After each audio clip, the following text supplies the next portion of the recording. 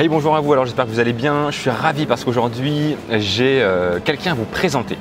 Une consultante freelance, mompreneur, passionnée de sketch notes, une personne qui s'appelle Béatrice Lullier. Vous allez voir, c'est quelqu'un de vraiment passionnant. Ça fait maintenant plus de 6 ans qu'elle s'est lancée en indépendante au travers du portage salarial et je pense qu'elle a des choses vraiment géniales à vous raconter, à vous partager. Donc moi j'ai préparé mon super matériel, on va installer tout ça, on se retrouve chez elle dans un instant pour vous partager comment elle s'est lancée en tant que freelance, qu'est-ce qui a été finalement l'impulsion pour elle pour se lancer, comment elle a fait pour dépasser le fameux cap des 3 ans et même des 5 ans pour vivre finalement de son savoir-faire, mais également surtout de se connecter à ce qui est vraiment important pour elle. Voilà. Donc elle a des messages vraiment intéressants à vous transmettre. Je vous dis à tout de suite, on se retrouve chez elle.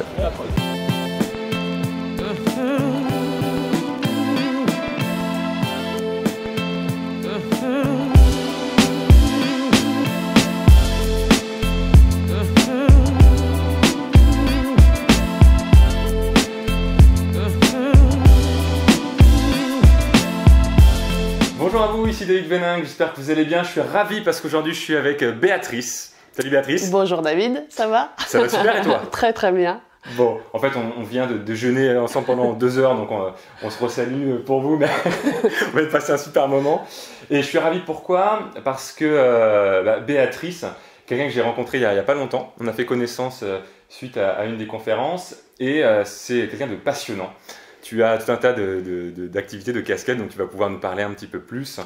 Et notamment, tu es consultante indépendante dans une entreprise de portage salarial depuis 6 ans maintenant. Absolument. Tu as d'autres activités sur lesquelles on va revenir.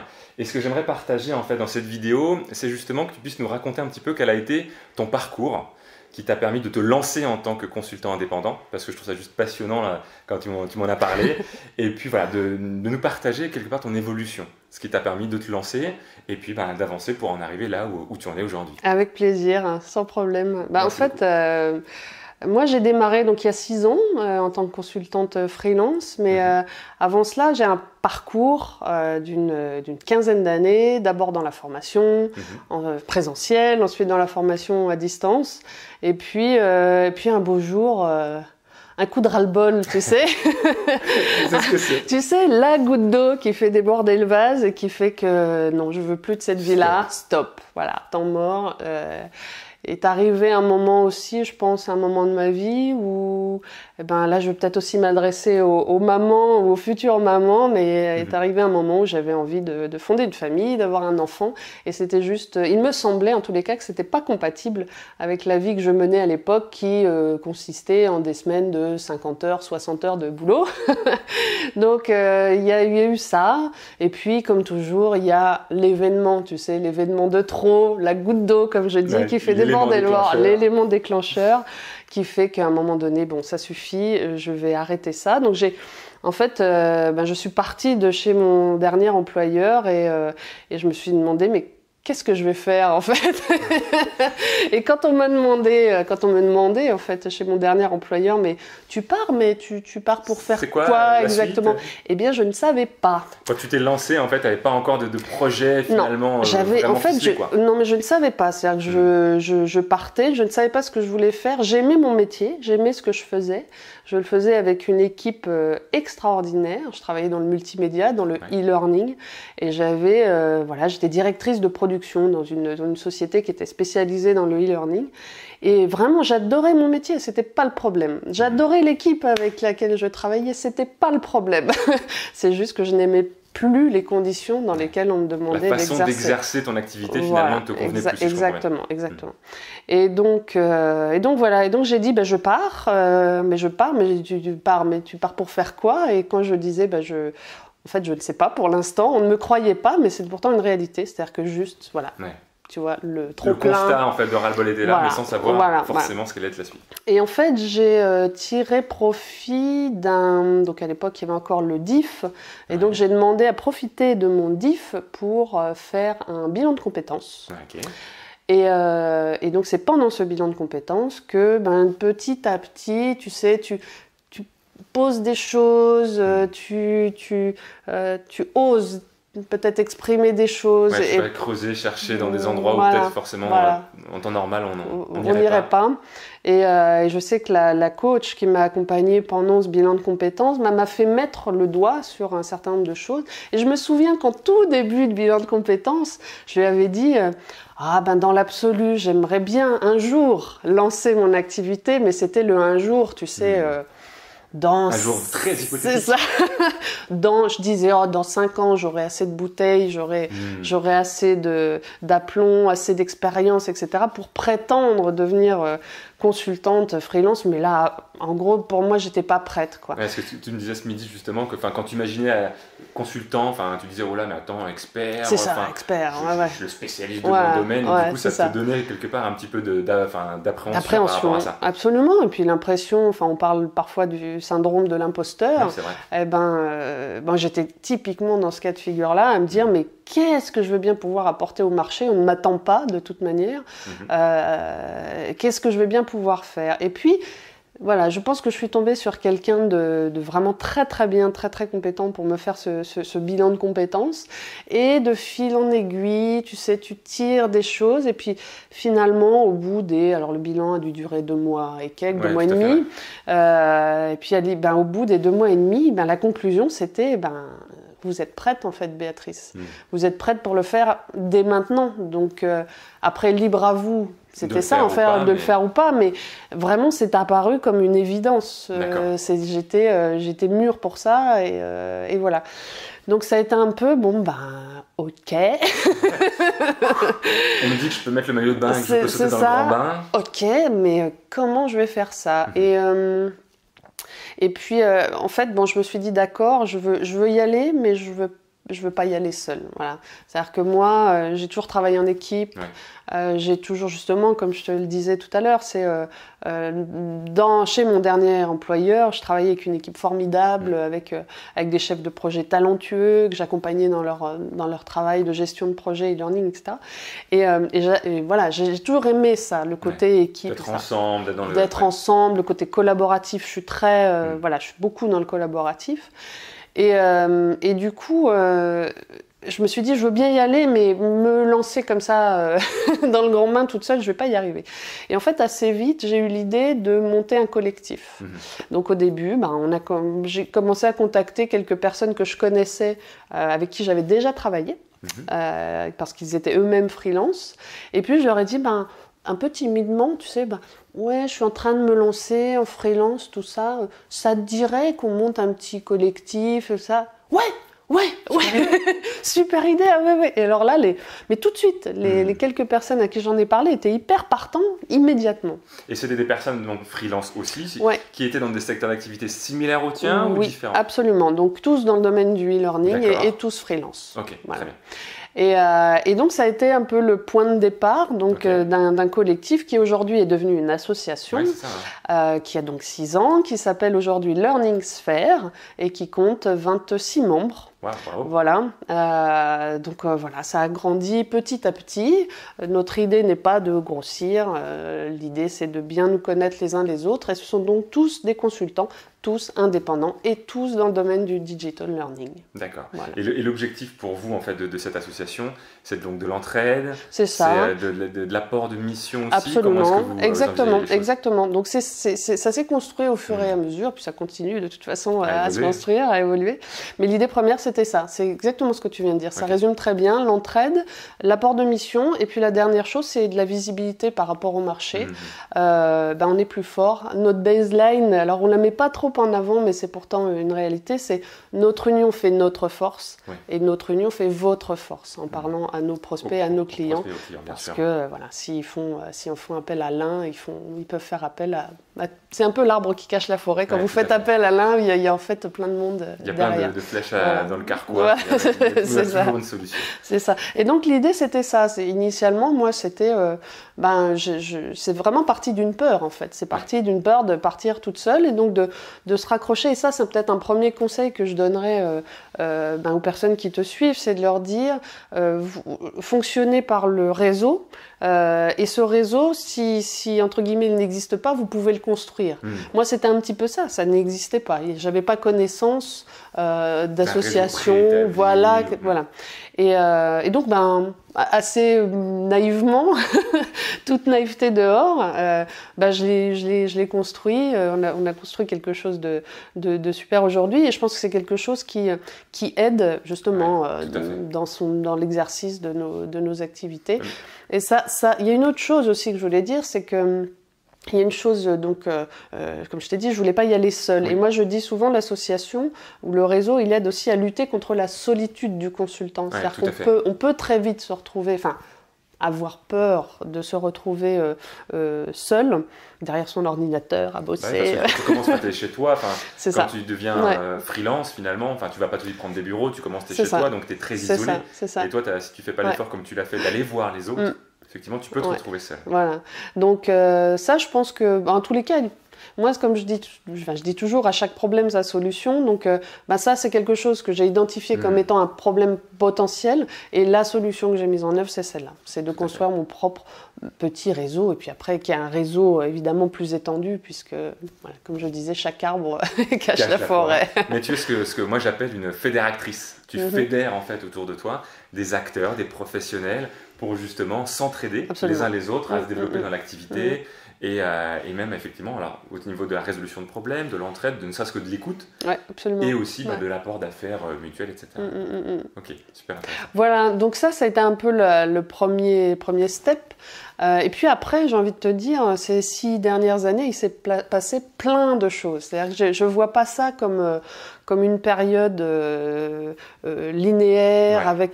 Moi, je pense que, pour en avoir discuté d'ailleurs souvent avec des confrères consultants freelance, c'est qu'il faut régulièrement se remettre en question.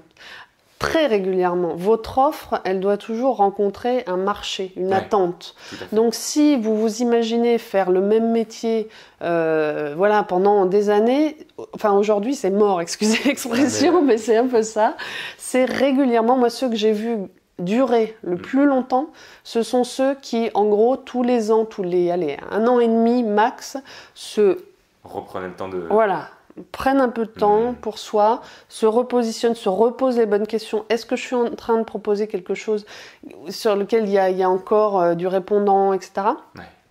Moi, l'exemple typique que j'ai, c'est que quand je me suis lancée, je sortais donc d'une société éditrice de solutions e-learning et Serious Game. Et finalement, à ce moment-là, il y a 6 ans, il n'y avait pas tant de gens que ça, qui savaient de quoi il parlait quand il parlait de Serious Game. Et donc, qu'est-ce que j'ai fait ? J'ai essayé de m'appuyer là-dessus en me disant, bon là, j'ai une carte à jouer, parce que clairement, on n'est pas tant que ça à avoir mis les mains dans le cambouis et à avoir construit, et à connaître toutes les problématiques de la construction d'un Serious Game. Donc, je vais jouer cette carte-là. Et l'autre, clairement, ma dénomination, entre guillemets, de fonction, c'était consultante Serious Game. Tu vois ? Et là-dessus, j'ai vraiment, entre guillemets, surfé là-dessus. J'ai écrit un livre. Donc ça aussi, c'est un autre conseil que je peux aussi donner à tes personnes qui te suivent. C'est faites-vous connaître. Vous n'êtes pas commercial, moi non plus, je l'ai jamais été. Je ne l'ai jamais été. En revanche, je mets en place des stratagèmes, des stratégies personnelles pour contourner le problème. Et là, typiquement, parmi ces stratégies, ça a été plutôt que d'essayer d'aller chercher le client, c'est de faire en sorte qu'il vienne à moi. Voilà. Et ça, écrire, publier des articles. L'association aussi que j'avais menée, il y avait un site web, je rédigeais. Vous publiez régulièrement du contenu. Qui fait qu'on était identifié comme étant Béatrice, c'est celle qui est positionnée sur les Serious Games. Elle a écrit un bouquin, je vais aller acheter son bouquin, etc., etc. Et donc ça, pour moi, c'est une des stratégies que j'ai mises en œuvre, pas la seule, mais une de celles, écrire des livres blancs. J'ai un livre blanc en PDF par exemple.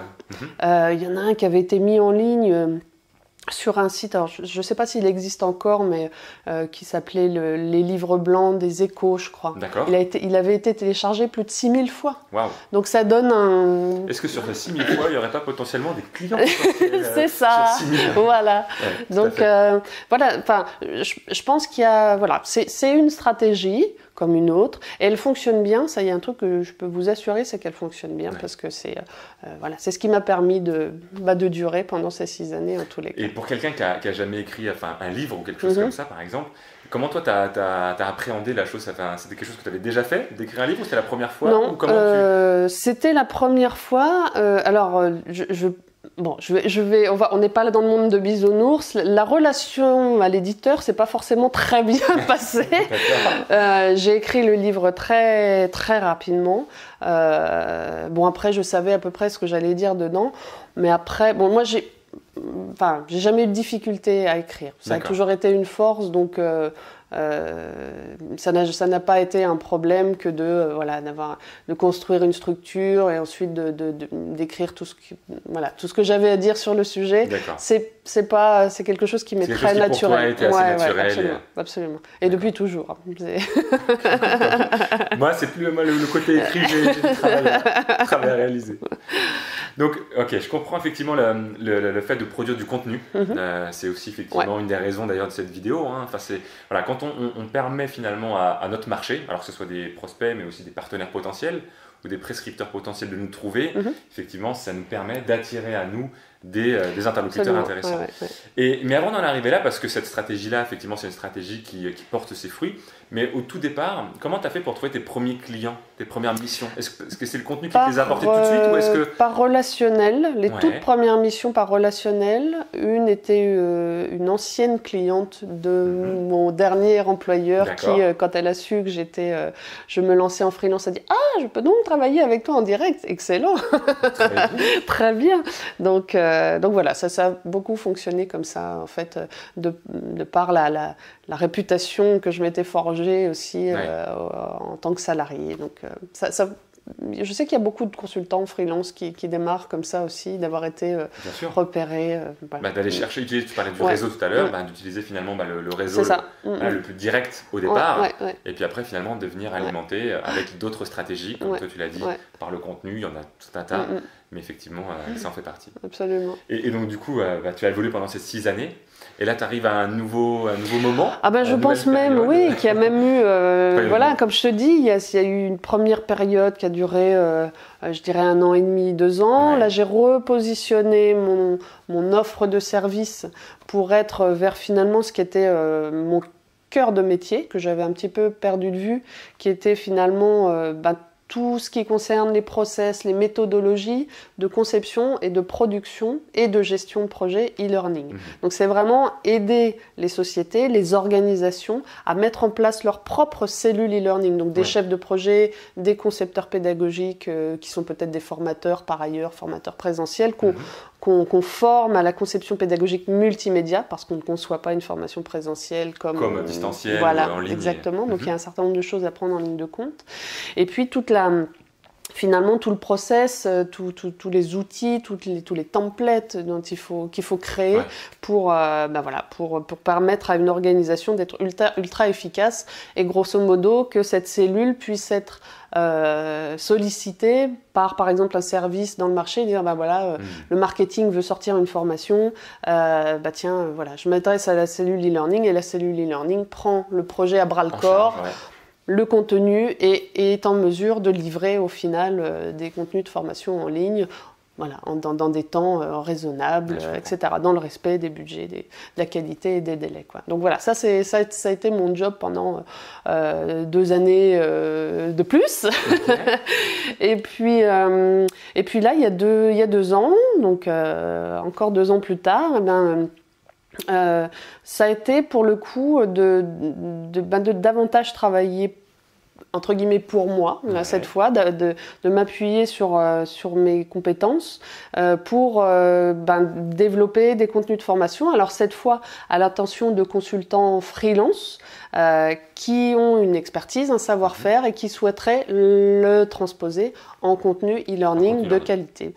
Donc, soit en prérequis de formation présentielle, par exemple, prenons l'exemple d'un formateur lambda qui a une formation présentielle qu'il vend à ses clients et puis qui serait sollicité, à qui on dit c'est bien tes formations présentielles, mais moi mes gars ils peuvent pas se déplacer tout le temps, venir pendant 3 jours en formation, etc. Voilà, ça je peux pas.